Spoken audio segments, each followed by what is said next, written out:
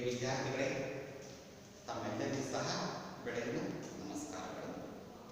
ನಾನೀಗ 8ನೇ ತರಗತಿಯ ವಿದ್ಯಾರ್ಥಿಗಳಿಗೆ ಮೇಲಾಟಗಳು ಈ ವಿಷಯದ ಬಗ್ಗೆ ನಿಮಗೆ ತಿಳಿಸ್ತೀನಿ. ಮೇಲಾಟಗಳಲ್ಲಿ ಅದರಲ್ಲೂ ಮಧ್ಯಮ ಮತ್ತು ದೂರದ ಓಟಗಳು. ಮಧ್ಯಮ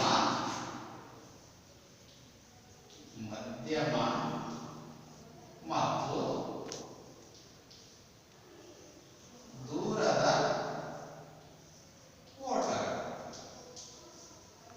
ಓಟಗಳು.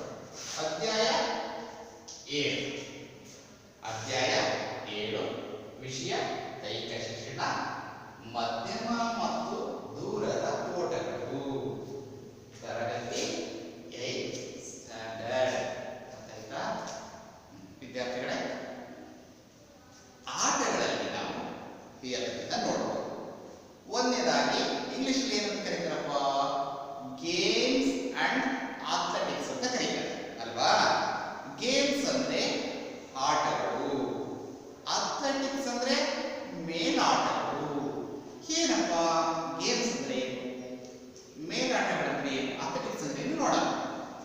ಗೇಮ್ಸ್ ಅಂದ್ರೆ ಆಟಗಳು ಯಾವ ಬರ್ತವೆ?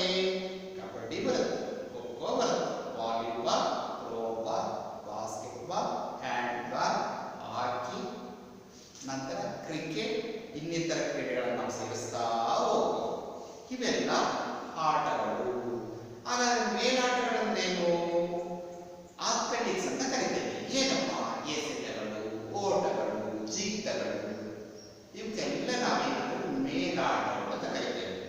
ಆ ಮೇಲಾಟದಲ್ಲಿ ಬರ್ತಕ್ಕಂಥ ಒಂದು ಏನಪ್ಪ ಒಂದು ಈಗ ಮಧ್ಯಮ ಮತ್ತು ದೂರದ ಓಟಗಳು. ನಿಮ್ಮ 8ನೇ ತರಗತಿ ವಿದ್ಯಾರ್ಥಿಗಳಿಗೆ ಈ ಪಾಠವನ್ನು ಇಟ್ಟಿದ್ದಾರೆ. ಮಧ್ಯಮ ಮತ್ತು ದೂರದ ಓಟಗಳು ಈ ವಿಷಯಗಳಿಗೆ ವಿವರಿಸ್ತಾ ಹೋಗ್ತೀನಿ. ಮಧ್ಯಮ ಮತ್ತು ದೂರದ ಓಟಗಳ ಪರಿಚಯವನ್ನು ನಾವು ಮಾಡ್ತಾ ಹೋಗೋಣ. ಇದರಲ್ಲಿ ಬರ್ತಕ್ಕಂಥ ಕಲಿಕಾಂಶಗಳು ತಿಳ್ಕೊಳ್ಳೋಣ. ಒಂದನೇದಾಗಿ ಏನೇನು ಬರ್ತವೆ ಕಲಿಕಾಂಶಗಳು? ಒಂದನೇದಾಗಿ ಮಧ್ಯಮ ಮತ್ತು ದೂರದ ಓಟಗಳ ಪರಿಚಯ. ಮಧ್ಯಮ ಮತ್ತು ದೂರದ ಓಟಗಳ ಪರಿಚಯ ಮಾಡ್ಕೊಳ್ಳೋಣ. ಪರಿಚಯ ಒಂದು.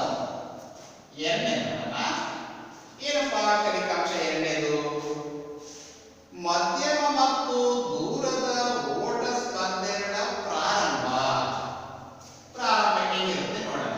ಪ್ರಾರಂಭ ಮಧ್ಯಮ ಮತ್ತು ದೂರದ ಓಟಗಳ ಪ್ರಾರಂಭ, ನಂತರ ಮತ್ತು ಮುಕ್ತಾಯದ ಅರಿವನ್ನ ಇರಬೇಕಾಗುತ್ತೆ. ಮುಕ್ತಾಯ, ಪ್ರಾರಂಭ ಮತ್ತು ಮುಕ್ತಾಯ.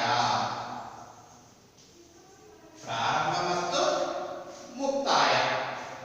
ನಂತರ ಸ್ಪರ್ಧೆಯ ನಿಯಮಗಳು. ಮೂರನೇದು ಸ್ಪರ್ಧೆಯ ನಿಯಮಗಳು.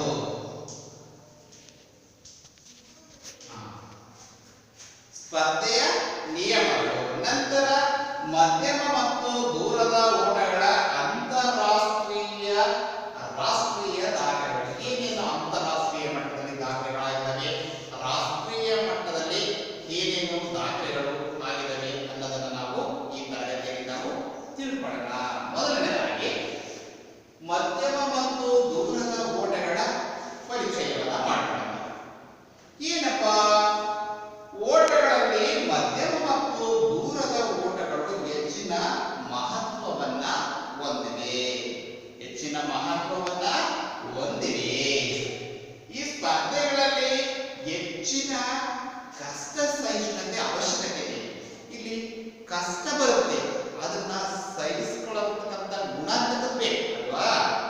ಕಷ್ಟ ಸಹಿಷ್ಣುತೆ ಪ್ರಮುಖವಾದ ಪಾತ್ರವನ್ನ ಇಲ್ಲಿ ವಹಿಸುತ್ತದೆ. ಈ ಆಟದಲ್ಲಿ ಕಷ್ಟ ಸಹಿಷ್ಣುತೆಯನ್ನು ನಾವು ಕಾಣಬಹುದಾಗಿದೆ. ಮಧ್ಯಮ ದೂರದ ಓಟದ ಸ್ಪರ್ಧೆಗಳಂದ್ರೆ ಏನು ನೋಡೋಣ. ಮಧ್ಯಮ ದೂರದ ಓಟದ ಸ್ಪರ್ಧೆಗಳು ಯಾವ್ಯಾವ ನೋಡ್ತಾ ಹೋಗೋಣ. ಯಾವಪ್ಪ?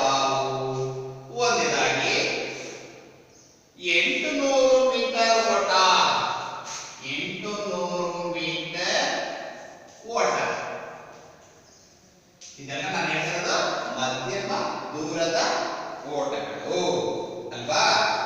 ಮಧ್ಯಮ ದೂರದ ಓಟದ ಸ್ಪರ್ಧೆಗಳು, ಇದರಲ್ಲಿ 800 ಮೀಟರ್ ಓಟ ಬರುತ್ತೆ. ನಂತರ 1500 ಮೀಟರ್ ಓಟ. 800 ಮೀಟರ್ ಓಟ ಇದು ಮಧ್ಯಮ ದೂರದ ಓಟ ಸ್ಪರ್ಧೆ ಸೇರುತ್ತೆ. 1500 ಮೀಟರ್ ಓಟ ಇದು ಮಧ್ಯಮ ದೂರದ ಓಟದ ಸ್ಪರ್ಧೆಗೆ ಸೇರುತ್ತೆ. ನಂತರ 3000 ಮೀಟರ್ ಓಟ. ನಂತರ 3000 ಮೀಟರ್ ಓಟ. ನಂತರ ಈ ಓಟದ ಸ್ಪರ್ಧೆಗಳನ್ನು ನಾವು ಮಧ್ಯಮ ದೂರದ ಓಟಗಳು ಅಂತ ಹೇಳಿ ನಾವು ಕರಿತೇವೆ. ಈಗ ವಿದ್ಯಾರ್ಥಿಗಳಿಗೆ ನಿಮಗೆ ಅರ್ಥ ಆಯ್ತಾ? ಮಧ್ಯಮ ದೂರದ